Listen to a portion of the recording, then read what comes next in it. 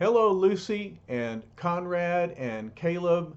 It's time to finish this action-packed adventure, the Fantastic Four. Certainly, it is packed with superheroes and supervillains like no other story we have read before or will again. You remember it's the day of Sue and Reed's wedding. What a great occasion. But Dr. Doom wants to spoil it, and he sent out his emotion charger ray to increase the hatred of supervillains in the area. And they've all come to the Baxter Building to wreak havoc on the Fantastic Four. But Sue and Reed have invited all of their superhero friends to the wedding, and so they're on hand to defend them. And so, what a great lineup of heroes and villains. Let's go ahead and pick it up where we left off. Here's a visual of Iron Man taking the sky route. He's flying to the defense, and here's Captain America running with his shield.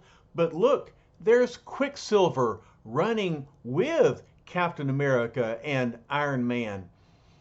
You know, it happened off our story, but Quicksilver and Scarlet Witch have left Magneto and they have joined the Avengers. We'll talk about that story maybe someday in the future, but right now I want you to understand that Quicksilver is fighting with the good guys this time. All right, and so they're heading to the Baxter Building. But Quicksilver runs ahead with his super speed. He says, when I reach full speed, nobody follows me. And look, Captain America is left behind, and he's attacked. He's attacked by a villain known as the Cobra. Look at him. He looks like a snake, and he's wrapping himself around Captain America. Now that he has left you behind, Captain America, I can strike. I would have preferred Thor, but the Cobra is not too choosy about his victims. Normally, the Cobra fights against Thor, but in this story, we have all kinds of villains attacking all kinds of heroes. So, thump, look at what Captain America does. He says, you didn't expect me to throw myself back against the wall using you for a buffer. But around the corner, look, there's somebody else. It's the Executioner. He hollers out, Captain America. Captain America hears and realizes that voice, the Executioner, coming around the corner. And so Captain America is about to be facing two villains. And so, look, he grabs the Cobra and throws him into the Executioner. Captain America thinks, I've just got time to do this just right now. Woof, says the Executioner. Captain America says, you shouldn't announce your attack, my pug ugly friend. And behind the Executioner is his partner, the Enchantress. She says, he is faster, more agile, but you are the most powerful. Smash him now before he can get away. The Executioner and Enchantress also are villains who normally oppose Thor. They are from Asgard. But Executioner says, it will take only one punch, Enchantress. And so, look, he slams his fist toward Captain America. But as Captain America says, one thing you forgot, the punch has to land. And Captain America is so quick, he dodges the punch. And so he just lands, he destroys this light pole that's behind him. Ah, here comes someone else. Another one of Thor's villains. It's Mr. Hyde. He's thinking, a battle between good and evil. Too long has Mr. Hyde remained in the shadows. Every fiber of my being clamors to join the attack. So he's pretty evil himself, but the emotion charger has charged up his hatred. And so he runs toward Captain America. One side, Executioner, I will show you how to destroy an Avenger. But look, here's a voice that says, not if this steel lock arrow can help it, mister. Who's this? It's Hawkeye. Hawkeye is another one of the newcomers to the Avengers. He says, don't applaud. Hawkeye does it every time. Tlang! And he shoots his arrow and it locks Mr. Hyde's fist up against the wall. Enchantress says, his bow is bewitched, but I possess the power to destroy it. So Hawkeye is a marksman with the bow and arrow, and the Enchantress is a sorceress. And so she has the power of witchcraft. Hawkeye says, just stand pat, beautiful, and nothing will happen to you. But alas, says Enchantress, the same does not hold true for you. With one simple gesture, I create a deadly spell. What will she do? Look, it's a falling safe. And Hawkeye thinks, no time for me to sidestep. But look, at that split second, a powerful net of gossamer thin, super strong webbing catches the deadly object, deflecting it from its target. So, who do you think just arrived on the scene? Do you know who it is? Well, of course you do. It's Spider-Man. And he hollers, look out below. A thing like that could hurt a fella. And so he swings the safe away safely. Pardon the pun. And then here he comes swinging on his web. When they give out medals, save one for your friendly neighborhood Spider-Man. And Hawkeye says, as far as I'm concerned, you can have a whole set of them, chum. All right, so let's keep going. Look at Mr. Hyde. He's so powerful, he just jerked that section of wall out of the building. He says, I knew that arrow couldn't hold Mr. Hyde. Hawkeye says, don't worry, I've got more where that came from. Enchantress says, step aside, Executioner. I cannot use a spell while you block my way. Executioner says, a plague on your spells. If I could land but one solid blow. But of course he can't because Captain America is too agile, and Captain America is landing some blows himself. Meanwhile, a few blocks away, look, it's the Black Knight on his winged steed. He's thinking one stun blast from my lance will finish Daredevil. He cannot hope to resist the attack of the Black Knight. Do you remember this runaway truck with the vortex bomb on the back? And you remember who's in the driver's seat? Yeah, it's Daredevil. And so the Black Knight is shooting his stun ray out of his lance. What's going to happen? There's one who can save Daredevil, the one called the Angel. So here comes the Angel, and he's flying just like Black Knight's winged steed. Black Knight looks ahead and he thinks, a winged X-Man flying to challenge me. Angel says, you've had it, Lancelot. The tournament's over. Scree! Daredevil swings the truck around a tight curve, and look, this car is having to pull out of the way, but it's too dangerous for him to stop. He's got to get the bomb away from all of the buildings. So Black Knight turns his lance against the Angel, and he says, it is for you. But he realizes that the Angel's speed is uncanny. He maneuvers like an actual bird, and so the Angel easily dodges the power bolt shooting out of the Black Knight's lance. And then the Angel says, okay, Tinhead, you've had your fun. Now it's time to pay for the entertainment. And so he flies overhead and grabs the Black Knight and his lance. But in the street directly below, it's the Mandarin. Remember, we saw him last time. He's one of Iron Man's greatest foes, and he has 10 rings, one for each of his fingers and his thumbs, and each one has a power ray. And so Mandarin says, my nerve ray ring will immobilize the angel before he can force the Black Knight from his saddle. And so the Mandarin comes to the Black Knight's aid. And he strikes the angel, and the angel says, I can't move. What happened? And Black Knight looks down and says, that's the Mandarin down there, and not a second too soon.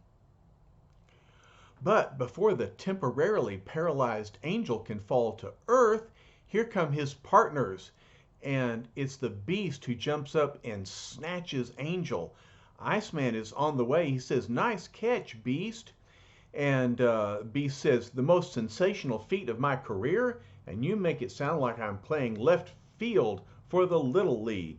In other words, Beast wants more applause. All right, so let's clap for him. Clap, clap, clap, clap, clap. Thank you, Beast. All right, but here comes Iceman. He says, we'll swap praises later. Right now, there's a rugged reception committee waiting for us below. And so the Iceman continues on his slide downward while the Beast carries the angel up the wall. Iceman says, my only chance is to scatter them by bowling them over with a heavy ice missile. And Beast says, tarry with them as you will, my frigid friend, while I seek sanctuary for our fallen eagle. But look at this array of villains. This is Electro. He's Spider-Man's enemy. You remember when he fought against Spider-Man? The Mandarin is still there. Here's a character called the Unicorn. He's got a power ray that comes out of his helmet. Next to him is the Melter. The Melter and the Unicorn are Iron Man foes. And then at the end, that's the Beetle. He fights a lot of folks like the Torch and the Spider-Man. In fact, we read a story about the Beetle before. And so they're all lined up and they're opposing Iceman. Look, they're shattering his icy missile. Before the daring Iceman can launch his assault, he's beaten back by an overwhelmingly strong force of powerful adversaries. First, we'll destroy Iceman, then the Fantastic Four, then the city. Speak for yourself, says Mandarin. My goal is nothing less than world conquest. The Beetle at the end, he's not doing anything. He's just kind of standing around for show. He says, it's almost too easy. Who could ever stand up to us? I can, hollers a voice. Who is it? Who also has a powerful ray beam that can fight back? You know who it is. It's Iceman's partner, Cyclops. Cyclops, says Iceman. Boy, am I glad to see you. Get around that corner, warns Cyclops. Shield your eyes. Only a high-intensity blast can stop them. And so he adjusts his visor, and sure enough, he shoots out his awesome full-strength power blast. But when it is unleashed, it strikes the concerted energy of the other rays, causing a shattering concussion. Look what happens when all of those powerful rays intersect. Boom! It's a concussive blow that knocks everybody backward. By the time the smoke clears, almost every superpowered combatant in the area has heard the explosion, and the two opposing forces converge upon the spot in the greatest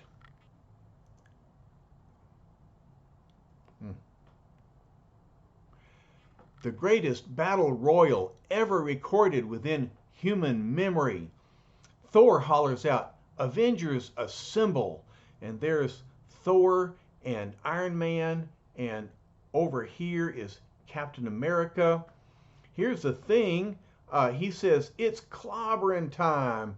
And the Human Torch says, flame on. And so we've got the Torch and Mr. Fantastic and the Thing. But look who all they're opposing. They've got the Android, they've got the Super Skrull, I'm not sure who that is, And over here is the unicorn, the eel, the mandarin. There's the executioner and the melter. And way up top, up up here, Mr. Fantastic has stretched out his arm and he's knocked down uh, the Black Knight. And look, we can see the feet of the beast, and of course the angel is there as well. So we've got the X-Men, we've got the Avengers, we have the Fantastic Four, and lots of other superheroes as well. Okay, but isn't this a great battle scene? Lots going on. I hope you can see everything there. All right, let's see what's next. Suddenly, the sharp-eyed Iron Man sees a monstrous new menace entering the scene. He realizes it's the Mad Thinker and his awesome android. I've got to stop him before he hurls himself into the fight. But the Mad Thinker is here on hand, and he's going to remind Iron Man, my android can change his body structure to match any foe. Watch him become a creature of steel, many times your equal. And so as Iron Man approaches the android, the android takes on Iron Man's properties of steel and metal and power. And Iron Man says, well, it takes more than a metal shell to beat me, long hair. Nothing can match my power transistors, least of all that overgrown lump of silly putty. And so he uses his powerful transistor rays to knock down the android. He says, don't run off so soon, friend. I don't intend to ignore you either.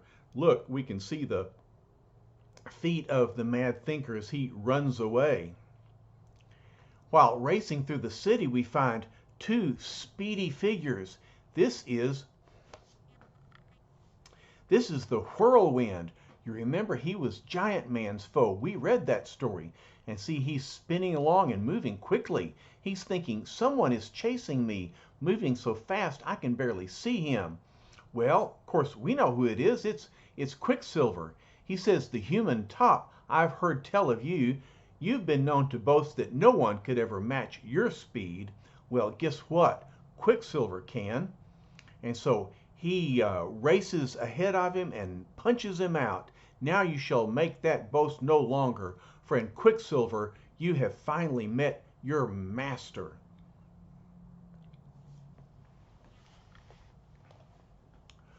Well, what's going on here? At that instant, the greatest danger of all rises awesomely out of the waters surrounding the vast metropolis, the sprawling city whose midtown area has been evacuated, save for the colorful heroes battling relentlessly, as we have seen.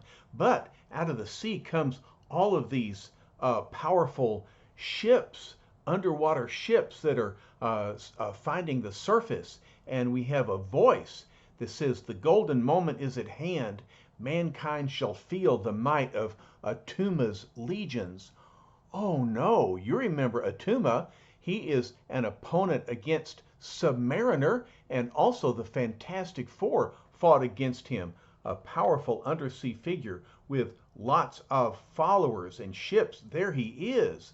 And so we read Atuma, merciless warlord of the deep, Atuma, who intercepted the emotion charger of Dr. Doom. That impulse was meant for Submariner himself, but Submariner didn't receive the impact. We don't know if Submariner would have responded to Dr. Doom anyway, but Atuma sure would, because he's evil. And he says, attack! Today we conquer a world. And so he and his other underwater soldiers are about to attack. How will they ever fight off a whole army? But the most dramatic coincidence of the year occurs at that instant, for careening madly toward the waterfront is a speeding truck carrying a deadly cargo. All right, we've seen it before, haven't we? The truck carrying the vortex bomb and the truck is being driven by Daredevil, and he thinks, I've made it. Now I've only seconds in which to leap to safety. And so Daredevil leaps out of the driver's seat, and the truck runs into the pier, and the bomb then uh, uh, is propelled into the water. And so Daredevil doesn't know what's going on in the water, but he thinks the waters of the Hudson will cushion the bomb's impact enough to save the city, so no one will be harmed. Well, somebody's going to be harmed. Boom! This great underwater explosion strikes. And as the Daredevil prophesied, no one is harmed except the vast invasion force of a thunderstruck Attuma, all pulled back to the watery depths by the irresistible giant vortex. Wow, what a coincidence, huh? Daredevil and the vortex bomb show up just when it's needed to defend the city against Attuma. That's a great story. All right, so unaware of what has transpired at the waterfront, we find the battle continuing. Here's Mr. Fantastic with his arm around, maybe that's Loki, and his other arm is around Kang the Conqueror. And here's one of the Hydra villains, and Nick Fury is aiming his gun at him, and we see the back of Iron Man. Reed is thinking our forces are too evenly matched. If only we had the power of the Hulk. And yet, would he fight on our side? We never know with Hulk. He can be bad and he can be good, but he's not part of this story. Reed says, I've got to break away. I hear someone calling as though from another world. And sure enough, here's a great figure from another world. It's the Watcher. Reed says, I thought you were forbidden to interfere with other races. Watcher says, it is so written, and yet, if you will dare venture into the unknown with me, you may find the key to victory.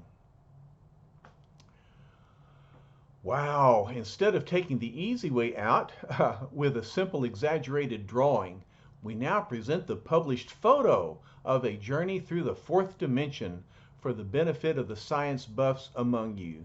And so the editors of the comic are telling us this is a real, genuine photo. I don't believe it, but it is a great piece of art. Mr. Fantastic says, where is our destination? And the Watcher says, there are no words in your language to describe its location, mortal one, but suffice it to say, it is the home of the Watcher. All right, so they're going to go to the Watcher's home. There's a better view of this incredible scene. Isn't that amazing? As the Watcher and Mr. Fantastic fly through this other dimension.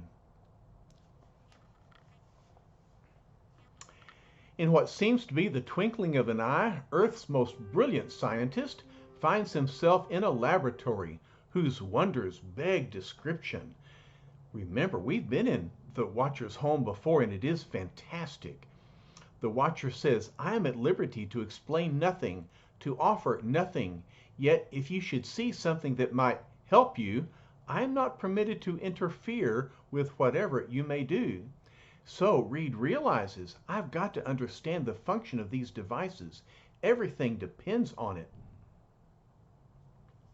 Then, after long, agonizing moments of seeking, studying, soul-searching, Reed makes his selection. This is it, he says, the only thing to defeat our enemies. It must be. The Watcher agrees. Its power is unimaginable, Reed Richards. If used wrongly, it will destroy you. I can say no more. Return to your own world now. What of you? Asks Reed. Will you remain here? Yes, answers the Watcher, for my task is merely to watch, and my eyes can pierce the universe.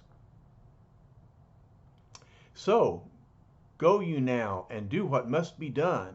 And so he returns, Reed, miraculously through the dimension to his home in New York. And when he returns, look, the battle is still going on. The fight still rages, thinks Reed, I've just time to use the machine. Within seconds, I'll have achieved my greatest victory or tasted my final defeat. All right, so here are all these villains in the picture: the Melter, the Mandarin, Mr. Hyde, and then over here is Hawkeye. Then this man whose life has been devoted to knowledge, to the mastery of science, this crusader who never learned the meaning of surrender, this leader of the most famous fighting team Earth has ever known, dares to activate a totally alien weapon with only his skill and courage to bolster him, until finally, look, he has these probes next to his brain, and we see two things going on. On one side, we have a vortex that is sweeping the villains into a cone, and then they're being transmitted through the other side. He says, it's working. I analyzed it correctly. I could tell by its composition, its construction, it had to be a subatomic time displacer. Well, of course. And it's capable of transporting living beings back to the immediate past. They'll return to where they were before they attacked with no memory of what happened since. Well, isn't that amazing? He's taking all of the villains back in time, and there they will not remember the effects of Dr. Doom's charger ray, and they'll go about their business with no intention of harming the Fantastic Four. And so we see all of the villains that we've looked at so far, they're being swept up and being displaced into the past. So here comes the Thing, and he grabs Reed. He says, you did it again, Stretch. You dug up a nutty machine out of nowhere, and pow, no more bad guys. Here comes the Torch. Hey, what gives? The gizmo that got rid of our sparring partners is vanishing. It's all right, assures Reed. It's just going back to where it came from. We won't speak of it anymore. And so the Watcher retrieves his device. Minutes later, the victorious bridegroom-to-be is carried triumphantly back to the girl who awaits him. And so look, all that's left are heroes. We have the X-Men, Iceman and Angel. We have the Avengers, Thor, Iron Man, and Hawkeye. And then, of course, 3 of the Fantastic Four. But Reed holds his head and says only one man could have caused that mass attack. Only Dr. Doom has the evil genius, the power. But the Watcher's machine changed all that. The one responsible will lose his memory of the event too, so Doom also will remember nothing. Hawkeye says, clear the way. We're going to a wedding after all. And so here's the wedding. And look how pretty Sue is in her wedding dress. Isn't that pretty, Lucy? But Reed and Johnny and the Thing, they're still in their Fantastic Four outfits. And look who's in the background. We have X-Men, and we see a couple of the Avengers. We see Nick Fury on the sideline. He's still watching out for enemies. And finally, one of the most eagerly awaited moments in the annals of modern literature takes place. Amidst the scent of violets and the strains of "Oh, Promise Me." All right, the preacher says, I now pronounce you man and wife. You may kiss your bride. Sue, my darling, says Reed. Sue says, we're married at last, and nothing will ever part us, my beloved. Alicia says, I just know it was the most beautiful ceremony in the whole world. Johnny says it sure had a far out beginning. And look over here, the Thing is wiping his eyes. He's crying because people just cry at weddings. No mere words of ours can truly describe the tenderness of this moment, so we won't even try. Mwah! Reed and Sue kiss, and now they're husband and wife. As the gala reception begins at the grand ballroom, one of the agents of S.H.I.E.L.D. Looks in the door and he says, "Colonel, there are two party crashers outside giving the boys a hard time. They say that their names are—" "I don't care who they are, Gabe," says Colonel Fury. "No one comes in without an invite, and that's an order." And so Gabe and Dum Dum Dugan talk to these two guys. They're all dressed up in top hats. They look like they're dressed for the wedding. But Dum Dum says, "You heard the man, gents. Now you better go peaceable." "But you can't keep us out," one of them says. "Don't bet on it, mister," says Gabe. "This way out, you guys," says Colonel Fury. And then at the end, one of them says, "You haven't heard the last of this. We have ways of getting even." "Beat it, you bums," says Colonel Fury. "I've been threatened by experts." "Aw, go gargle a grenade, you big stiff," says the other one. "Well, who are these guys?" "Well, they're Stan Lee and Jack Kirby. They're the writer and the artist for the Fantastic Four comic books." And so they drew themselves into the story and pretended to be wedding guests. Jack says, "How about that? Imagine them keeping us out, Stan." And Stan then says, "We'll show 'em, Jack. Let's get back to the bullpen and start writing the next issue." So there you have it. Sue and Reed are now man and wife, and we hope you got a few chuckles and a few thrills out of our tale. Well, I think so. Lots of thrills, lots of chills, lots of adventure and excitement. I think that was one of the best stories ever. What do y'all think? You've never seen any story that had more superheroes and more supervillains than this one. Well, what's next? What story are we going to look at next? Well, I'll tell you in just a minute. Hang on.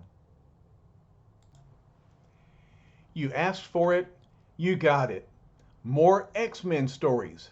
Papa came up with several more X-Men stories to tell you, and so that's where we'll go next. We'll catch up with the X-Men, and their opponent is called the Stranger, and he is strange, and he's a stranger to Earth, and we'll find out what happens in this story when I come next to present a Papa video for you.